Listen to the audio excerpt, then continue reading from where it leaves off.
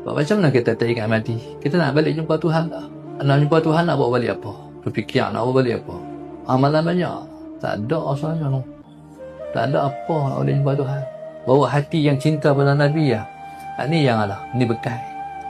Amalan tak banyak. Tahajud pun takkan ambil 2 rakaat setiap malam buat kot. 2 rakaat tu pun dah banyak dah. Bayang sunat pun tinggal tak kira waktu. Quran pun tak apa nak baca. Allah. Lu nak balik jumpa Allah nak buat. Amalan tak ada. Sebab itu siapa ada duit sedekah. Sebab 1 nilai 10. Hari-hari kena ada sedekah. Hak tu ya kot. Kalau boleh kita buat. Kalau ada duit. Jadi ingatlah kepada mati. Abdullah bin Mubarak ni wali Allah besar. Syekh Abdullah bin Mubarak ni ulama cukup besar. Pada hari dia mati, waktu orang nak tutup dah ni. Dah kapan dah nak tutup muka dah. Tiba-tiba dia kata falyamalil amilun. Kalau kita lah no.